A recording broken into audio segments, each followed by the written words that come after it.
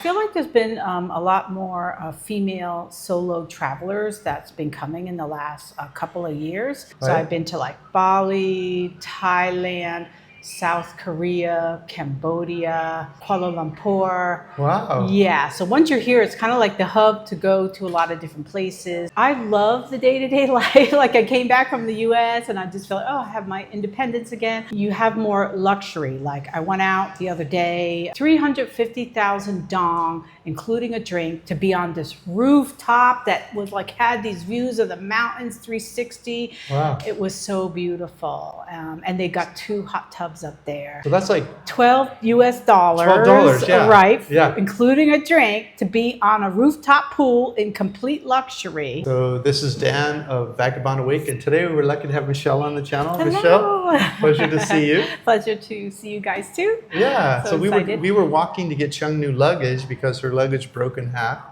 And Michelle pulled over on her scooter and said, hey, I recognize you guys. Yeah, I passed by, had to circle back around, get the courage and say, I've got to say hello. I mean, I've been watching you guys for so long, and I've been a fan. And actually, you guys have been instrumental in a lot of my decisions. And you were the first YouTubers I started to watch when I was thinking about going overseas. So I really feel like you gave a lot of good information and gave me the courage. And, you know, yeah. Well, thanks for saying hi. We really appreciate it. And thanks for coming on the channel. Oh, you're welcome. And sharing your story. So where in the world are you from, and where are we sitting right now? Okay. So I'm originally from Miami, actually from Sunny Isle, so between Miami and Fort Lauderdale. Okay. And I've been in Da Nang, Vietnam for close to 3 years in October. Wow, so, that's a long time. Yeah, really long time. And so where else have you been since you left the U.S.? When I first left the U.S., I went to Mexico. Okay. I was there for 6 months. And then I went back to northern Florida, Palm Beach area. And then I came directly here. So, and then since I've been here, I've traveled for the visa runs and also traveled because friends came to town. So I've been to like Bali, Thailand, South Korea, Cambodia, Kuala Lumpur. Wow. Yeah, so once you're here, it's kind of like the hub to go to a lot of different places. And I'm going to be taking a trip to Australia, which is only $250 to fly to Australia, USD. So, wow. Is that round trip? No, one way. Okay, that makes sense. Yeah. So it's a long way away, isn't it? Like the flight is... From 8 here. hours, 8 hours, think, yeah. 8 hours. You think, oh, it's all close there. Now, Southeast Asia, everything's close, but you talk about Australia, that's a long way. It is, but for $250, I'm like, oh, that's amazing. To go to Australia. Because when you're in the U.S., like a big trip to Australia, it's almost unattainable. Like when you think about the time to take the fly there and the cost, and you only get 2 weeks vacation. And so I'm here and I got the opportunity. So they have the major hubs going from Ho Chi Minh and Hanoi, and they go into Perth, Melbourne, what's the other city? A couple other cities. But the main one there, Perth, Melbourne. Sydney. Sydney, there it is, yeah. I've only been to Sydney and I loved it. It's a great place. Yeah. It's cost money though. I know. It's not Southeast Asia. I plan to do that in New Zealand, and I'm going to use some of my free hotel points for Sydney, which is expensive. And so 3 years in Vietnam, that's great. So this trip in Vietnam, we've noticed that there's always women everywhere we go, but we know it seems to be more single women and more couples now. Have you noticed that also? Yeah, I feel like there's been a lot more female solo travelers that's been coming in the last couple of years. Yeah. And it's wonderful because then I get to meet more friends, more people. When I first went to San Miguel de Allende, Mexico, it's a lot of older ladies there. And I found a lot of friend groups quickly because I had a friend there already. She introduced me to some ladies. And the ladies are in their 60s, 70s. Really wonderful group there. So when I came here, it was like the complete opposite. There was a lot of digital nomads. And it was a little disheartening because I was like wanting to find women that were my age. And then you find a woman who's your age, but then there's no connection there. You know, it's hard to find your friends that you kind of gel with. But I feel like more and more women have been coming. So it's like more choices for friendships. And nice. Plus I've been doing all like pickleball and things like that. So you meet the younger groups. Okay. I do a game day too. Okay. Oh, and when I first came, I joined the bowling league. Okay. And that was nice to meet friends. There was some older people in the bowling league. That's very cool. So I have places I call soft landings. I would call San Miguel de Allende a soft landing. I mean, you can meet people, they'll help you find where to eat and where to buy things from home, and like just meet up with people, go out to dinner and do stuff like that. And that was my experience here too. It seems like there's many expats here. So it sounds like you're finding that too in Da Nang. Yeah, for sure. San Miguel definitely was a soft landing. Friends help you along the way. It was like my first foreign country. Yeah. And then Da Nang, Vietnam is also an easy place. I mean, even when you just arrive at the airport, it's not a traumatic process. I mean, you go through the visa line, you come out, you get your taxi, and it's literally 10 minutes away, and it only costs $5. Yeah. That's the thing. Whenever I land, and then it costs me $5 to get home, I was just like, oh, thank God, Da Nang, Vietnam. Like, I love the convenience of the airport, the convenience of the life here, the convenience of ordering food. Everything is convenient. Just getting a juice in the morning, you just go out your door and get a juice. So for me, I just go downstairs, get a juice, and it doesn't cost more than $2. And you're talking fresh.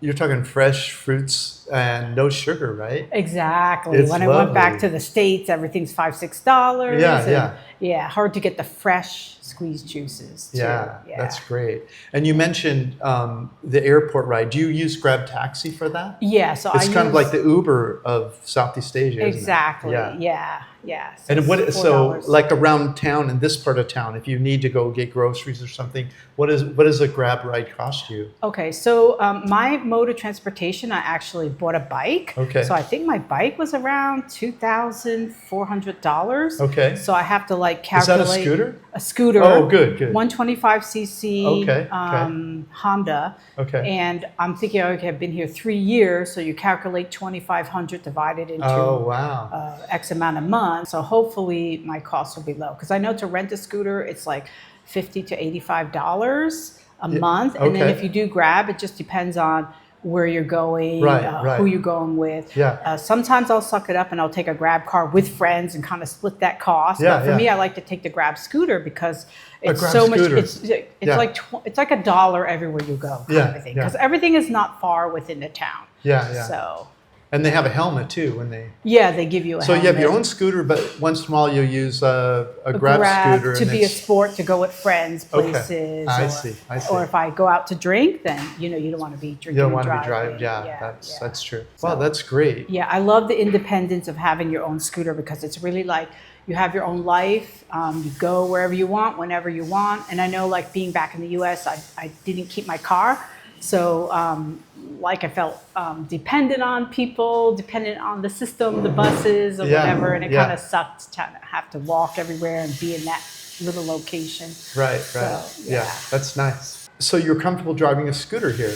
What's your secret? You go slow, or because people complain about how crazy it is here. Yeah, so I've never driven a scooter in my life. Wow. But I've always been a bike rider. Yeah. And then I went to an electric bike. Okay. And the electric bike actually gives you the experience with the throttles. Okay. And a little bit with the brakes. So I feel that was a definitely step up there. And then I went to Thailand and I stayed on Koh Yanoi, that little island off of Pattaya. Oh, yeah. And I rented a scooter. The owner of the hotel came on the back, and he just sort of like, you got to go like this, and I was riding. I couldn't believe it, and it was very exciting. And I learned because there was no other traffic on that island. Yes, it's a great place to learn. Except there was a lot of mud and things like that. It was raining. It was a little bit of rainy season, so I was like going through mud and rocks. So it was great to get that experience, and then coming here with the city. And then I had to relearn how to drive in a city with the scooters coming all different directions, no traffic rules. It was like a slow process. And now I drive all up the mountains. I've driven almost to 𝐿. Wow. Yeah. So almost I to could, 𝐿. yeah, Wow. I could drive to 𝐿, but I just didn't want to. But yeah, I could probably drive from north to south. What's cost of living here compared to, say, Mexico? Things are changing rapidly overseas for retirees.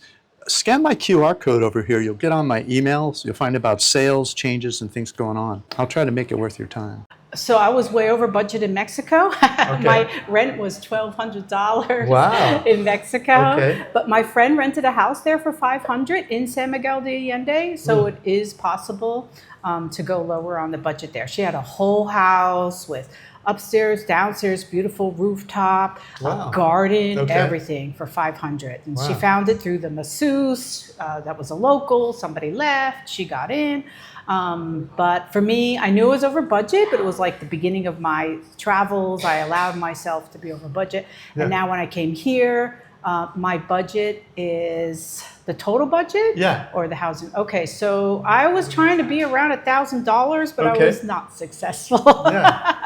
And I kept telling myself, I just spend $1,000. But the truth is, I probably spend 12 to 13 to 15 sometimes. Right. It'll fluctuate Okay. between there. And so in months you spend more. Is that because you're doing things like buying clothes, or like makes that difference? I guess my budget is a little bit fluid, right? So I wasn't including the dental costs for that month, Okay, or travel cost, or somebody comes, they want to do a trip up to North Vietnam, and then you include all those costs. Okay, yeah. So those are things that are realistic in life that I just wasn't including. Yeah. Okay.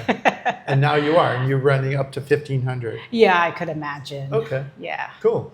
And then Mexico, it sounds like you're probably spending 2 or 3 times that, or? No.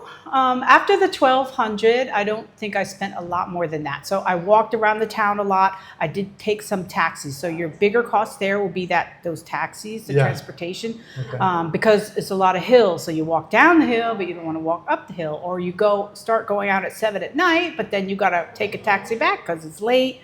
And you're a female all alone. Yeah. In Vietnam and Da Nang, it's very safe. So you can be out at night and walk home at 11 at night. It's not a problem. But in Mexico, after 9:30, it's a little more scary. Yeah, you don't want to be out at night late as a woman in Mexico. Yeah, and the restaurants in Mexico were very expensive in San Miguel de Allende. Oh, yeah. Yeah, so you would go out and everybody has a glass of wine, so you get a glass of wine. Oh, there's the wineries there that are amazing too, which you end up spending more money.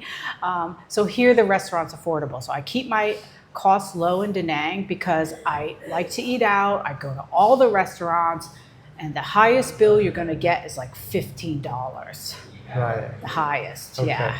15. Yeah, the normal is $3, Okay. $5, maybe at a Western restaurant, $7. Yeah. Go up kind of fancy, $12 to $15. So you have the full spectrum. You're able to eat in the local restaurants. Yeah. What's a typical local restaurant then? $3? Or? Yeah, sometimes even cheaper. So Okay. they have the bangkon. It's like a little rolled rice with little meat. That is like $1. Yeah, it's like $1. Right. What's the other one? The beef with the eggs. I forget what that one's called, but yeah, it's a couple dollars. Very cheap. Right. That's cool. Yeah. And have you found that depending on the area, the costs are lower? Like we're in an expat area here. If you eat a local restaurant here, is it more than if you go to like a more local area? Actually, I think they're all mixed in. So on one block, you're going to have a very local restaurant with the little chairs on the side. And then down the street, you'll have an Americanized restaurant. The prices are not necessarily higher in An Thong because there's a lot of affordable places to eat in An Thong besides the regular Americanized places. Yeah. So, and over the bridge too, you're going to get some expensive ones and some cheap ones. Yeah. You know, so depends on what you're in the mood for, the quality of food. But even at those small ones, these ladies are cooking in the big pots. I mean, it's mostly very good quality food too. Yeah. So you're too young to retire. How are you? No, are you getting a I'm pension over here? Or? 50, closer What? to 60. So I'm in the middle there, but Okay. So yeah, no pension. But to afford my lifestyle, I did sell my house in Florida. Okay. And decided not to do the rat race. So I moved overseas. I originally intended to teach. But on certain visas, you're not supposed to work. It's illegal to work. But I do have a friend, and she told me all about it. So you can teach, and you can take private students, or you can take regular classes, and you can make money to supplement your life. Like, okay. I would say with that part-time teaching, you can make $40, $60 to $100 a week, depending on how many classes. So each class is like $17 to $20. Okay. And I think you can do it with, if you have good work experience, maybe you have your bachelor's degree, you have good command of the English language. A lot of them have those requirements, especially for the bigger schools and colleges.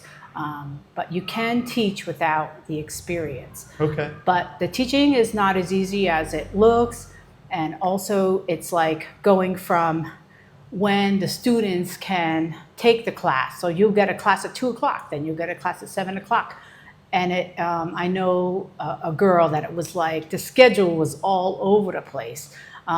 So it's not as easy as it sounds to make a solid income from that. Right. And some people teach English online? Yeah, there's a lot of people that do the classes online. I know several ladies that do it online, and they have like 4 classes, 5 classes a week. Right. And a lot of them are like me, they're retired, but they'll just do it to supplement, which is great. I mean, it's enough to pay for like half your food here in Vietnam, given that your groceries and restaurant, like my cost is about $500 a month. That's restaurant and the groceries. Right. And so say you work, you make $100 a week. I mean, you're covering a lot of your food costs there. Right. So what's your rent here? so my rent is about $550. Okay. And it's because I rented 3 years ago. The owner really likes me. I pay ahead. And I'm very happy. It's a 2-bedroom, 3-balcony swimming pool and an amazing gym. The gym is like, Wow. I haven't been up there, but I saw it and it was amazing. Yeah, and you have 3 balconies. 3 balconies. Wow, that's cool. And 2 bedrooms, two bathrooms. One is a bathtub and one is a shower. Wow, bathtub in Vietnam. Yeah. Very cool. Yeah. That's nice. So I'm not a Rolling Stone like you guys are, like I originally intended to be, because then I watch your guys' lifestyle. I'm like, oh, that's what I'm going to do. Yeah. And then when I got here, like I started sleeping and my back started hurting because the bed was so hard. Yeah. Oh, get a mattress topper. And then I started lugging the water. And then I got like a rolling cart to bring the water. And then I eventually just got a machine for the water. So you start accumulating things again. And then it's like hard to move. So have you had a chance to use medical or dental here? And if so, only dental. Okay. And when I first came, a local referred me to a lady. I'm not sure if she's still open, but it was literally $4 to get my teeth cleaned. Wow. Yeah. And she told me like 100. And I was like, oh, $100 US to get my teeth cleaned? And then they're like, no, 100,000 dong. And I'm like, $4? It's like, okay. And they did it so professionally. Like, she was perfect. She asked all the questions. She cleaned it just like they did in Miami. They were really great. Wow. And then recently I got a crown. So it wasn't the root canal, just the crown. Right. And I can't remember exactly, but I feel like it was at least $150 to $250. I don't remember exact cost. US, right? For the crown. Yeah. And I they just did had some one for X-rays. 200, so oh, exactly. It sounds like it's around the same price. That's great. But I haven't had any medical. I need to get all the tests done. But I heard that's not expensive either, where you get all your blood work and they take MRIs and whatever else they need to do. So I do want to get that done. But I'm not confident with the long term. Like, I'm a retiree. I don't think the hospital care, like say you get a catastrophic disease like cancer or long-term heart disease or need a stent. I'm not confident in the Da Nang medical system here. Okay. I don't know enough about it, but yeah, I would think I would fly to Thailand or Kuala Lumpur. But then again, you have to be well enough to do that. Right. I mean, so it's a little tricky as a retiree. Yeah. Yeah. You try to just maintain good health, walk, exercise. That was my plan. Yeah. It's not exactly going to plan, but. Yeah, so I've had testing done here in Kuala Lumpur and in Bangkok, and I'm happy with that. I've never had any medical stuff done, but I've met a lot of people who have. They're comfortable with it. And we've met guys that have been treated here for cancer and people for different things. So you're smart. But go at your pace, right? You want to be comfortable. So if you want to do your testing here and you find out something that you're uncomfortable with, then and you want to get it done in Kuala Lumpur, just bring your test there. That's what I was thinking. Or in Bangkok or whatever. Yeah. So everyone needs to find their own comfort with their doctor that's going to take care of them. So. Yeah, I know. Like a friend of mine had a baby here, and he had like VIP treatment, private room. I think he told me it was only like $1,500 USD or something like that.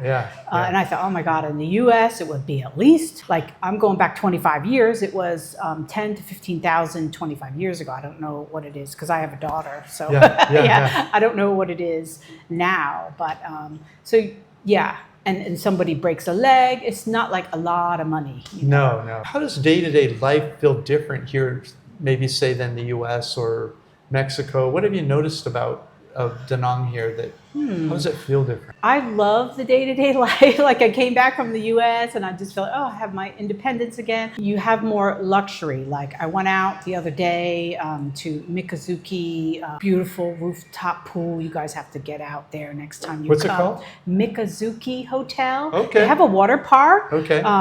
350,000 dong, including a drink, to be on this rooftop that was like had these views of the mountains 360. Wow. It was so beautiful. And they got 2 hot tubs up there. So that's like $12 US. $12, yeah. Right. Yeah. Including a drink to be on a rooftop pool in complete luxury. Wow.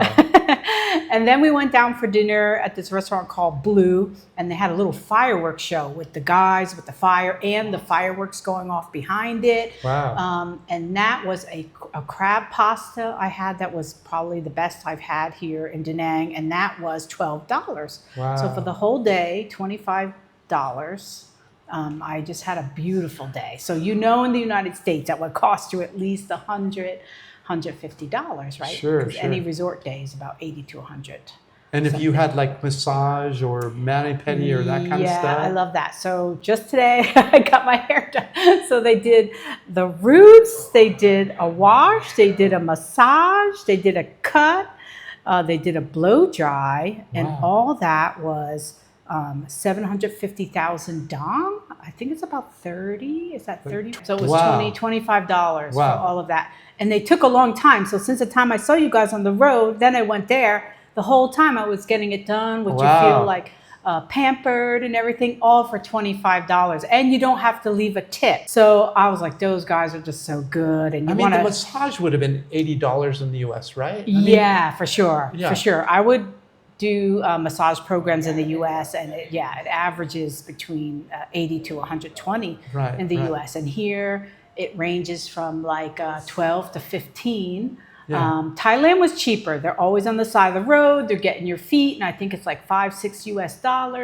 They have them here too, but a lot of them are indoors and a little more luxurious, so that'll be like double the cost, like $12. Yeah, sure. But I'm talking about like 60 minutes, 90 minutes, 2 hours. Yeah, I get the 2-hour massages. Wow. So you really do get pampered here in Da Nang, for Yeah. sure, as a woman. Because you got to keep all that up as a woman. You know, your color, you know, your eyebrows, whatever else that Yeah. women do, but we can afford it here. Yeah. Yeah, that makes a The difference. mani-pedi. Yep, US, I was spending $75. So what's just a mani-pedi here? A mani-pedi, I think I get mine for $6 That's crazy. Yeah, it's really cheap. I have a lot of friends doing those 3-month visa run, and they use the visa services, and they take the bus up, and it's $135 to go to the Laos border, and they leave at like 7 in the morning and come back at 5 in the afternoon. Right. But my mom was Vietnamese, actually. Oh, wow. So I'm a child of a Vietnamese. Wow, Yeah. nice. So that's the visa I get.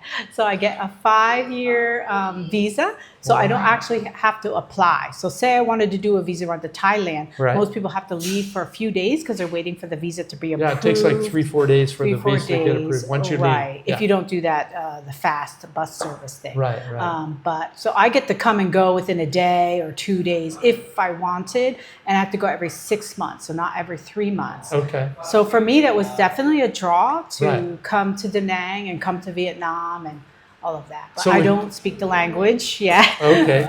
Unfortunately, my mom passed away. Oh, okay. God bless her. Yeah. Yeah. So, but we traveled to the country 2 times. So I came with her. She showed me this beautiful country.